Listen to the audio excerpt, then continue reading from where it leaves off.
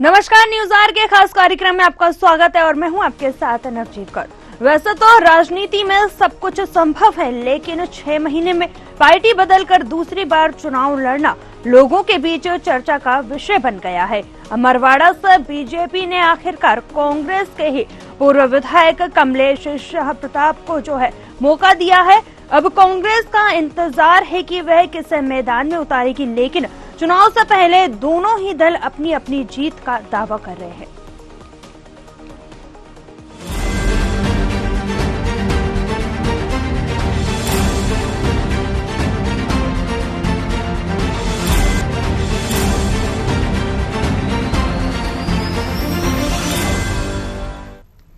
मध्य प्रदेश के पूर्व मुख्यमंत्री कमलनाथ का गढ़ कहे जाने वाले छिंदवाड़ा की अमरवाड़ा विधानसभा सीट उसके लिए भी साख का सवाल बन गई है। लोकसभा चुनाव में छिंदवाड़ा से भाजपा के विवेक वंटी साहू ने नकुलनाथ को बड़े अंतर से हरा दिया था। 45 साल बाद नाथ परिवार को अपने गढ़ में हार मिली है। ऐसे में अमरवाड़ा सीट पर हो रहा उपचुनाव जितना उनके लिए साख का सवाल है। अगर ये सीट कांग्रेस के खाते में जाती है तो इससे नाथ परिवार और कांग्रेस को ऊर्जा मिलेगी। बीते दिनों छिंदवाड़ा में कांग्रेस पदाधिकारियों और कार्यकर्ताओं के साथ बैठक में नकुलनाथ ने इसे लेकर चर्चा भी की थी, जो उन्होंने पार्टी के पदाधिकारी और कार्यकर्ताओं से कहा था कि अब अमरवाड़ा जीतने के लिए जुटना है। अभी तो नॉमिनेशन शुरू होंगे और बहुत जल्दी हमारा एक अच्छा उम्मीदवार घोषित होगा। वहाँ हमने 2 प्रभारी वहाँ बना दिए हैं, आपकी जानकारी में है, और उन्होंने भी अपना काम शुरू कर दिया। वो भी अपनी रिपोर्ट देंगे और हम तीनों चुनाव जीत रहे हैं। उस तरह से छीना झपटी नहीं कर पाएगी बीजेपी, जैसे सिंधिया जी जब चले गए थे तब हुए। तो बीजेपी का कैंडिडेट कहाँ है? वो कांग्रेस का कार्यकर्ता है जिसका नाम अनाउंस किया है। ये तो असली उम्मीदवार तो अब घोषित होगा जब कांग्रेस अपना उम्मीदवार घोषित करेगी। वो ओरिजिनल कैंडिडेट होगा। ये तो कांग्रेस से भागा हुआ आदमी है। वहीं बीजेपी लोकसभा चुनाव के परिणाम को लेकर अब भी उत्साहित है। पार्टी प्रदेश मीडिया प्रभारी आशीष अग्रवाल ने कहा है कि लोकसभा चुनाव हारने के बाद और कमलनाथ जी के नाम पर हुए विधानसभा चुनाव में कांग्रेस को हार का सामना करना पड़ा था। उपचुनाव में भी अमरवाड़ा में कांग्रेस प्रत्याशी की जमानत भी नहीं बचेगी। ऐसे में कांग्रेस में चिंतन इसे लेकर और हो रहा है कि हार का ठीकरा किस पर फोड़ना है। देखिए, लोकसभा चुनाव हारने के बाद और कमलनाथ जी के नाम पे हुए विधानसभा चुनाव 163 सीटों से हारने के बाद ये तय है कि अमरवाड़ा सीट पर कांग्रेस का प्रत्याशी अपनी जमानत भी नहीं बचा पाएगा। अब ये हार का ठीकरा किसके सर फूटता है? कांग्रेस में असली चिंतन इस बात पर हो रहा है। चलिए, इसी पर चर्चा करने के लिए हमारे साथ कुछ खास मेहमान जुड़ चुके हैं। सबसे पहले आपको उनसे परिचय करा देते हैं, फिर करेंगे चर्चा। योगेश गुप्ता, प्रवक्ता बीजेपी, हमारे साथ जुड़ गए हैं। बैजनाथ कुशवाहा, पूर्व विधायक कांग्रेस, हमारे साथ जुड़ गए हैं। आप मेहमानों का बहुत बहुत स्वागत है। सबसे पहले योगेश जी, आपके पास आना चाहेंगे। जिस तरीके से यहाँ पर देखा जा रहा है कि उपचुनाव को लेकर नाथ के गढ़ में फिर से घमासान शुरू हो गए हैं, अमरवाड़ा उपचुनाव को लेकर सियासतबाजी तेज हो गई है, क्या कुछ कहना चाहेंगे आप इसे? क्योंकि एक तरफ देखा जा रहा है तो बीजेपी जो है जीत का दावा कर रही है उपचुनाव में। नहीं, निश्चित रूप से भारतीय जनता पार्टी जीत का दावा कर रही है। उसके पीछे प्रमाण भी है। हाल ही में संपन्न हुए लोकसभा चुनाव में जिस प्रकार पूर्व मुख्यमंत्री माननीय कमलनाथ जी और उनके बेटे नकुलनाथ जी की हार हुई है, वो इस बात को साबित भी करती है हमारे दावे को। देखिए, मध्य प्रदेश में कांग्रेस अब प्रासंगिक हो चुकी है। मध्य प्रदेश के मतदाताओं का कांग्रेस पर भरोसा रहा ही नहीं है। उसी के परिणाम स्वरूप 29-0 का रिजल्ट मध्य प्रदेश की जनता ने भारतीय जनता पार्टी के पक्ष में दिया है। रही बात कमलेश शाह जी, जो 29 मार्च को विगत ड्यूरिंग दी लोकसभा चुनाव उन्होंने भारतीय जनता पार्टी की रीति नीतियों से प्रभावित होकर माननीय मोदी जी के नेतृत्व में और प्रदेश अध्यक्ष माननीय वीडी शर्मा के मार्गदर्शन में भारतीय जनता पार्टी का दामन थामा। उनके साथ एक बड़ी टीम छिंदवाड़ा की, जो हमेशा कमलनाथ जी के लिए काम करती आई थी, उसमें कमलनाथ जी के कई ऐसे योद्धा थे, उनके साथ विगत 40-45 वर्षों से काम कर रहे थे, वो सारे के सारे कमलेश शाह जी के साथ भारतीय जनता पार्टी में आए। तब पश्चात नकुल नाथ जी की 1.5 लाख से हार हुई है। और निश्चित रूप से छिंदवाड़ा में जो कमलेश शाह जी हमारे प्रत्याशी हैं, वो हरई समाज के राजा हैं, राजवंश हैं। हरई राजघराने से गोंड आदिवासियों में बड़ा सम्मान है। और उनके बारे में लोकसभा चुनाव के समय नकुल नाथ जी ने, वो कमलनाथ जी ने जो अशोभनीय टिप्पणी की थी, परिणाम स्वरूप वहां के आदिवासी भाइयों ने उनको पराजय का स्वाद चखाया।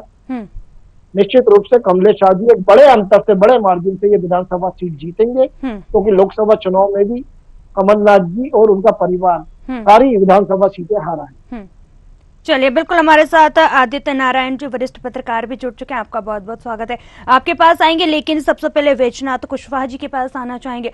जिस तरीके से देखा गया कि लोकसभा चुनाव में 29 की 29 सीटें जो है बीजेपी जीत कर ले गई और कांग्रेस के हाथ में एक भी सीट नहीं आई है, वहीं लोकसभा चुनाव के बाद जो है जिस तरीके से बीजेपी दावा कर रही है कि अमरवाड़ा में होने वाले उपचुनाव में भी जो है वही जीतेगी और जो प्रत्याशी रहेगा कांग्रेस का, उसकी जमानत भी नहीं बचेगी, क्या कुछ कहेंगे आप इससे लेकर?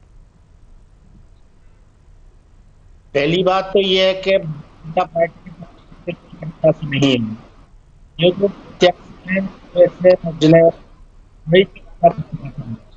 और मैं तो ये कहूँगा कि अमरवाड़ा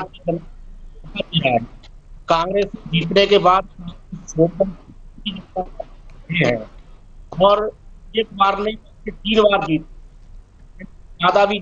माता जी भी चुनाव जीती है। आज जीतने के बाद उन्होंने कांग्रेस कार्यकर्ता जो धोखा उससे माफ करे, मेरा ये कहना है। और निश्चित तौर पर वैजनाथ जी, आपकी आवाज हम तक नहीं पहुंच पा रही है। हम वरिष्ठ पत्रकार आदित्य नारायण जी के पास आना चाहेंगे।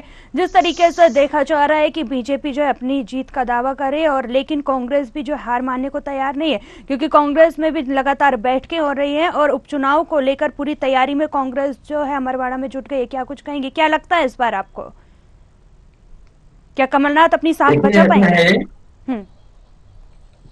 नहीं, मेरा इसमें स्पष्ट मत यह है कि इस बार जीतेगी तो भारतीय जनता पार्टी, और दरअसल भारतीय जनता पार्टी नहीं जीतेगी, कमलेश शाह जीतेंगे वहां से यदि वो खड़े होते हैं। दरअसल बात यह है कि भारतीय जनता पार्टी के लिए बड़ी विचारणीय बात है कि पहले जो अभी इस विधानसभा चुनाव में भारतीय जनता पार्टी के पास में अपना कोई प्रत्याशी नहीं था, तो मोनिका बट्टी को भारतीय जनता पार्टी में शामिल किया गया। जब वो भी नहीं जीत पाई तो आखिर में अब कमलेश शाह जी को वहां से भारतीय जनता पार्टी में शामिल किया गया।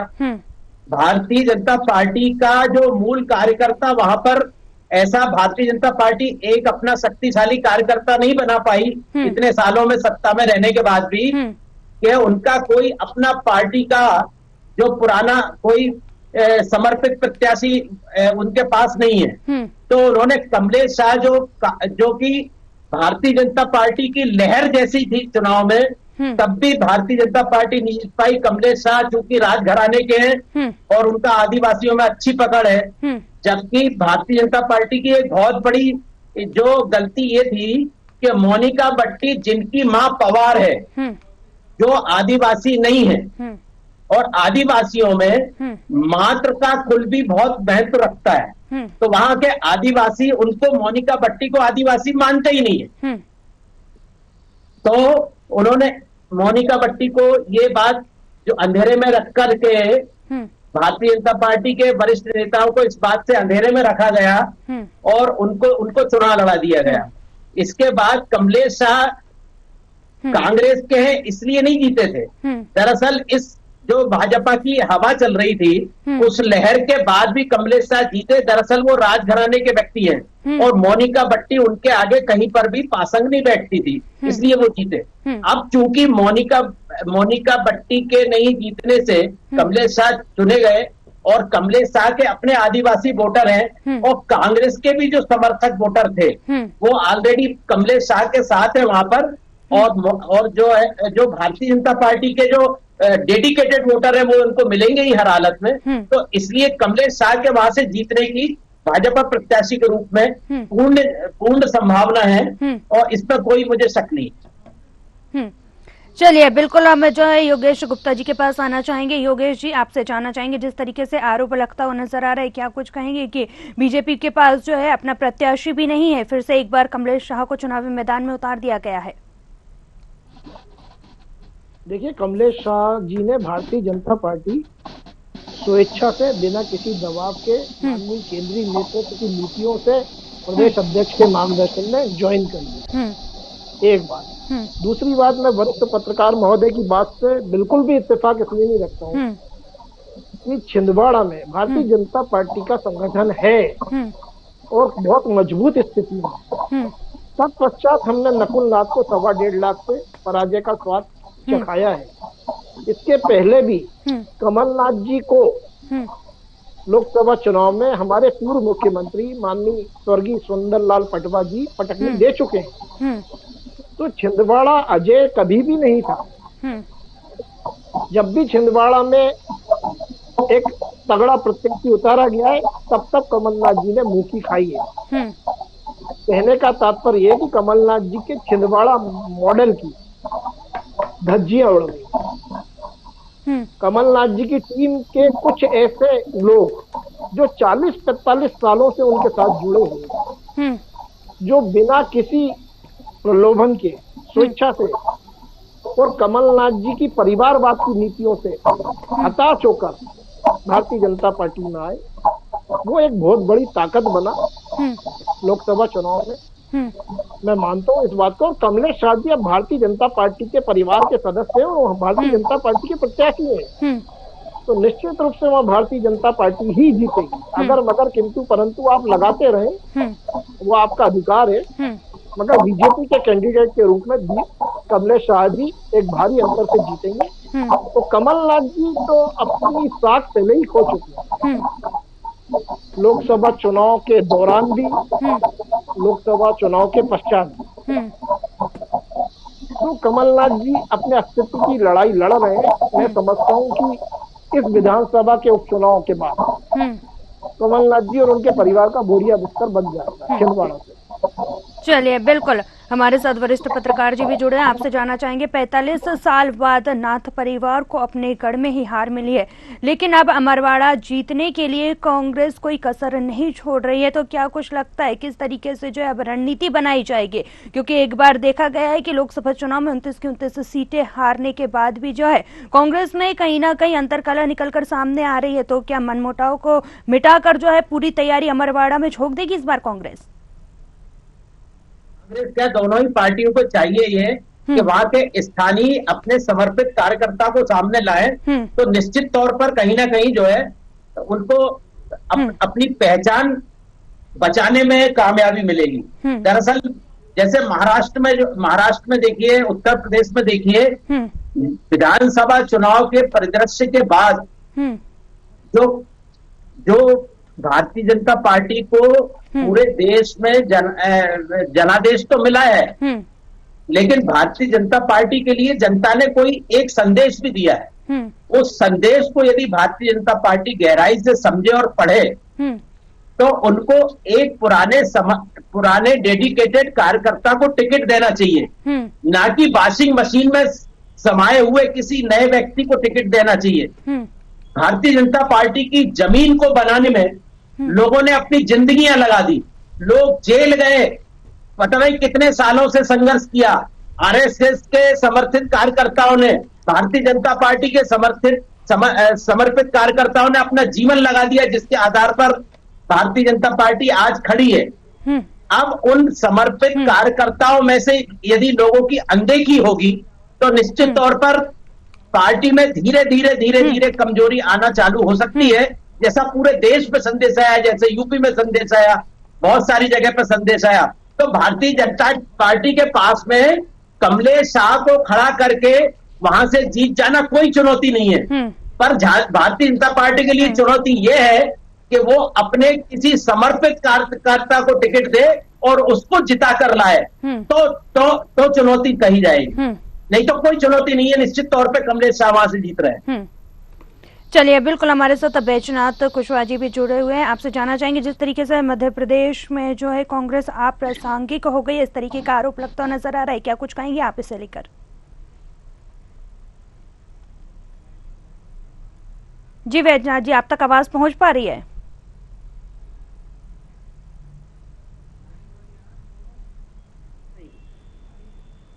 हेलो जी, आप तक आवाज पहुंच पा रही है? हाँ, मेरी तरफ तो आ रही है। चलिए, बिल्कुल जो है मेरा सवाल ये है कि जिस तरीके से बीजेपी आरोप लगाती हुई नजर आ रही है कि मध्य प्रदेश में जो है कांग्रेस अप्रासंगिक होती हुई नजर आ रही है, क्या कुछ कहेंगे आप इसे लेकर? नहीं, कांग्रेस, मेरा ये कहना है कि अमरवाड़ा में कांग्रेस चुनाव जीतेगी,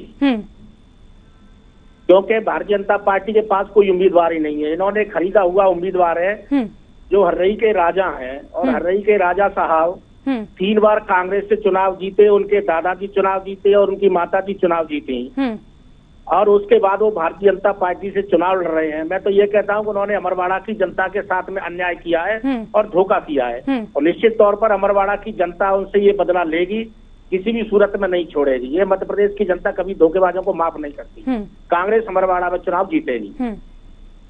चलिए, बिल्कुल हमारे साथ योगेश गुप्ता जी भी जुड़े। योगेश जी, आपके पास आना चाहेंगे। और लगातार जो है कांग्रेस आरोप लगाती हुई नजर आती है कि दल बदल के आधार पर जो है बीजेपी ने अपनी सरकार बनाई है, दल बदल के दम पर, क्या कुछ कहेंगे इसे लेकर?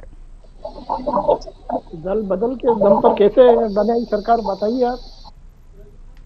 सारे प्रत्याशी भारतीय जनता पार्टी के कमल के फूल के निशान पर चुनाव लड़ रहे हैं, और कमल का फूल खिल रहा है पूरे हिंदुस्तान में। सर्वप्रथम आदरणीय पत्रकार महोदय की बात का जवाब दूंगा। उन्होंने यूपी को कोट किया, तो पूरे देश में आदरणीय पत्रकार महोदय एक संदेश ये भी गया है कि पंडित जवाहरलाल नेहरू के बाद यशस्वी प्रधानमंत्री माननीय मोदी जी तीसरी बार हिंदुस्तान के प्रधानमंत्री बने, ये भी ऐतिहासिक है। और 242 सीटों के जीतने के बाद जो गठबंधन की सरकार बनी है, ये भी अभी तक पूर्ववर्ती बनी गठबंधनों की सरकारों में सर्वाधिक सीट भाजपा की आई है। भाई दूसरी तरफ कांग्रेस 2014 का लोकसभा चुनाव, 2019 का लोकसभा चुनाव, 2024 का लोकसभा चुनाव, मतलब 3 लोकसभा चुनाव में 3 नंबर का अंक नहीं हासिल कर पाई है, डबल डिजिट में ही चल रही है। इसलिए कहता हूं कि कांग्रेस अप्रासंगिक होती है। मध्य प्रदेश से तो 29-0 का रिजल्ट इसका प्रमाण है। मेरे मित्र कुशवाहा जी ने कहा कि अमरवाड़ा से कांग्रेस जीतेगी। कांग्रेस तो ये कह रही थी कि हम 10 लोकसभा सीट जीतेंगे, लेकिन बीजेपी भी तो 400 पार का नारा दे रही थी ना, वो भी तो पूरा नहीं हो पाया। 400 पार नहीं आए, 400 पार भले ही नहीं आए, मगर 420 भी नहीं आए, 300 भी पार नहीं हो पाई सर। नहीं, बहुत बड़ा आंकड़ा है हमारा पूरा एनडीए मिला के, 296, 297 का आंकड़ा है। बहुमत के लिए 276 चाहिए, तो निश्चित रूप से विजय तो हमारी भी हुई है, और देश और प्रदेश की जनता ने आशीर्वाद पुनः मोदी जी को दिया है। और जहां हमारी पराजय हुई है, निश्चित रूप से वहां संगठन की कसावट भी होगी, चिंतन मनन मंथन भी होगा, और हार के कारणों पर परिचर्चा भी होगी। हम 24/7 365 दिन चुनावी मोड में रहने वाले लोग हैं। हम ये सीजनल मेंढक नहीं है कि चुनाव आए तो 2 महीने 1.5 महीने के लिए चिल्ला चौक करने लगे और फिर दिल में घुस गए, 4.5 साल तक बंद रहे। अभी जो जीतू पटवारी जी नए अध्यक्ष बने, इनको तो कांग्रेस की वरिष्ठ राजनेता सिरे से खारिज कर रहे हैं, चाहे वो अजय सिंह राहुल भैया हो, दिग्विजय सिंह जी हो या कमलनाथ जी हो। तो ये कांग्रेस अंतर कलह से जूझ रही है, इनको अपने संगठन पर ध्यान देना चाहिए। और कमलेश शाह जी, जिनको अभी बताया कि ये हरई राजघराने के राजा हैं, हमारे मित्र कुशवाहा जी ने, मैं बात पे इत्तेफाक रखता हूँ, मगर ये राजा का अपमान करते समय कमलनाथ जी को ध्यान नहीं आया था, या नकुलनाथ जी को उस समय ध्यान नहीं आया कि हम आदिवासी भाइयों का अपमान कर रहे हैं, अशोक जी टिप्पणी कर रहे हैं उनके बारे में। तो आपको हमारे परिवार का हिस्सा है, और निश्चित रूप से भारतीय जनता पार्टी वहां एक बड़े अंतर से जीतेगी। कमल के फूल का निशान है कमलेश शाह जी के पास। चलिए, बिल्कुल हमारे साथ जी, बिल्कुल आप बने रहे, हमारे साथ बैजनाथ जी भी जुड़े हुए हैं, उनसे जानना चाहेंगे जिस तरीके के आरोप लगते हुए नजर आ रहे हैं भारतीय जनता पार्टी की ओर से, क्या कुछ कहना चाहेंगे आप इसे लेकर? अमरवाड़ा को कांग्रेस पार्टी ने 9 बार जीता है। 2 बार भारतीय जनता पार्टी ने जीत लिया तो अपने आप को जाने क्या समझने लगे हैं। हमारी पार्टी में कोई कलह नहीं है, हमारी पार्टी में सब एक हैं और पूरी ईमानदारी के साथ हमारे प्रभारी भी नियुक्त हो चुके हैं और पूरी ताकत के साथ हम अमरवाड़ा में लगे और अमरवाड़ा की सीट हम जीतेंगे। भारतीय जनता पार्टी तो ऐसे आरोप लगाती रहती है। अभी जाने बड़ी बड़ी लंबी चौड़ी चौड़ी बातें कर रहे थे उनके नेता कि अब की हम 400 पार करेंगे। 400 पार करने पूरी जनता को पता चलेगा कि 400 पार करने के पीछे इनका उद्देश्य क्या है। ये भारत के संविधान और लोकतंत्र को खत्म करना चाह रहे थे, चुनावों को बंद करना चाह रहे थे और कोई बहुत बड़े फैसले लेने के मूड में थे, लेकिन जनता की समझ में आ गई और इनकी बात को नकारते हुए पूरी तरह से कांग्रेस में देश की जनता ने विश्वास रखा है। बैजनाथ जी, आपको रोकना चाहूंगी, लेकिन जिस तरीके के दावे आप अभी कर रहे हैं, लोकसभा चुनाव में भी कुछ इसी तरीके के दावे किए गए थे, लेकिन रिजल्ट तो कुछ और ही सामने आया है। क्या कुछ कहेंगे इसे लेकर? जल्दी से जवाब दे दीजिए। लोकसभा में ये बात सही है कि मध्य प्रदेश में हम रिजल्ट नहीं दे पाए, लेकिन बाकी पूरे देश के अंदर में जो रिजल्ट जनता ने दिया है, हम पूरे देश की जनता का आभार व्यक्त करना चाहते हैं कि भारतीय जनता पार्टी की जो मंशा थी 400 पार करके भारत के संविधान और लोकतंत्र को खत्म करने की, वह देश की जनता ने उनको जवाब दे दिया है। चलिए, बिल्कुल हमारे साथ आदित्य नारायण जी भी जुड़े, आपके पास आना चाहेंगे। जिस तरीके से देखा जाए, हमेशा ही देखने को मिलता है कि लोकसभा चुनाव और विधानसभा चुनाव में बहुत ज्यादा अंतर रहता है, क्योंकि लोकसभा चुनाव में मुद्दे अलग रहते हैं और विधानसभा चुनाव में मुद्दे अलग रहते हैं। लेकिन इस बार देखने को मिल रहा है कि कांग्रेस की ओर से जिस तरीके से आरोप लगाया जा रहा है कि कांग्रेस के जो कमलेश यादव है उन्हें ही दोबारा से भारतीय जनता पार्टी ने चुनावी मैदान में उतार दिया है। क्या कुछ कहेंगे आप इससे लेकर? क्या इस बार जो है कुछ अलग स्थितियां बन सकती हैं? छिंदवाड़ा क्षेत्र की बात मैं करूं तो दरअसल वहां पे क्या है कि कमलनाथ एक बड़े वट वृक्ष की तरह वहां पर डेवलप हुए थे। वर्षों से एकाधिकार वहां के जनता पर कमलनाथ का था, लेकिन लोकसभा के एन पहले जो उनके स्वयं के भारतीय जनता पार्टी में शामिल होने की जो बात चली, उसके बाद उनका व्यक्तिगत प्रभाव बहुत ज्यादा धूमिल हुआ है वहां पर। तो दरअसल सही बात तो यह है कि भारतीय जनता पार्टी ने वहां पर जो है अपनी जमीन बनाई और उसके पीछे जो है खुद कमलनाथ की ये कमजोरी बहुत बड़ी वजह बनी कि चुनाव के ठीक पहले उनके भारतीय जनता पार्टी में जाने की चर्चा चली बहुत तेजी से और दूसरे ही दिन बाद में वो चर्चा एकदम से समाप्ति भी हो गई। तो दरअसल भारतीय जनता पार्टी ने तो अपना ग्राउंड बनाना वहां पे चालू कर दिया है, जो उनका कभी भी नहीं था वहां पर उस क्षेत्र में। लेकिन कांग्रेस को अब कांग्रेस के लिए वहां बहुत बड़ी चुनौती है। कांग्रेस को अपना निष्ठावान कार्यकर्ता वहां पे अब ढूंढना पड़ेगा। कमलनाथ जी की इस अफवाह के बाद कमलनाथ कांग्रेस के वहां पे सबसे वरिष्ठ नेता होने के बाद भी कमलनाथ अब कांग्रेस के भी विश्वस्त नहीं रहे। यदि कांग्रेस इस बात को अंतर्मन से स्वीकार करे और अपनी जमीन बनाने की कोशिश करे तो इस विधानसभा के उपचुनाव को तो छोड़ दें, लेकिन अगले विधानसभा चुनाव तक कांग्रेस कुछ कर सकती है। लेकिन इस विधानसभा चुनाव में तो कोई उम्मीद कांग्रेस के लिए नहीं कही जा सकती, पर कांग्रेस को बहुत काम करना होगा। पूरे देश में देखा जाए तो भारतीय जनता पार्टी के लिए ग्राफ भारतीय जनता पार्टी का गिरा है, लेकिन कांग्रेस का ग्राफ बढ़ा जरूर है, कुछ सीटें बढ़ी हैं। लेकिन सही बात तो यह है कि भारतीय जनता पार्टी को नकारने की कोशिश धीरे धीरे जनता कर रही है, लेकिन कांग्रेस को समर्थन कितना देती है ये भविष्य बताएगा। तो कांग्रेस को मेहनत करना पड़ेगी। लेकिन इस चुनाव में पर्टिकुलरली जिसकी बात चल रही है अमरवाड़ा की, तो अमरवाड़ा में निश्चित तौर पे भारतीय जनता पार्टी की विजय होगी, ये निश्चित तौर पे पक्की बात। चलिए, बिल्कुल हमारे साथ योगेश गुप्ता जी भी जुड़े हुए हैं। योगेश जी, अगर देखा जाए तो अमरवाड़ा विधानसभा चुनाव जो है कमलनाथ का वहां पर दबदबा बना हुआ था। कमलेश शाह कमलनाथ के बहुत करीबी माने जाते थे, लेकिन उन्होंने कांग्रेस का हाथ छोड़कर बीजेपी का दामन थाम लिया है। तो अब क्या कुछ लगता है कितना चुनौतीपूर्ण ये चुनाव रहने वाला है? भारतीय जनता पार्टी हर चुनाव को पूरी गंभीरता से लड़ती है और जिस प्रकार हमने विधानसभा चुनाव लड़े थे, लोकसभा चुनाव लड़े, निश्चित रूप से हम छिंदवाड़ा की अमरवाड़ा सीट पर भी भारतीय जनता पार्टी का प्रत्येक कार्यकर्ता हर बूथ पर पूरी दमखम से लड़ाई लड़ेगा और माननीय कमलेश शाह के नेतृत्व में विजयी होगा। वही बात कांग्रेस पार्टी की तो 5 साल का पूरा समय है, संगठन को कसें, कवायद करें एकजुट होने की, फेर बदल करने की हिम्मत हो तो कर सकें, क्योंकि जो कांग्रेस के युवराज हैं वो 25 साल से लगातार प्रयास कर रहे हैं, मगर पिछले 15 सालों में कांग्रेस पार्टी को 3 अंकों तक नहीं पहुंचा। तो नेतृत्व परिवर्तन की जो शुरुआत होनी चाहिए वो ऊपर से, केंद्र से होनी चाहिए। कांग्रेस के वरिष्ठ नेताओं को अब ये भी मंथन करना चाहिए।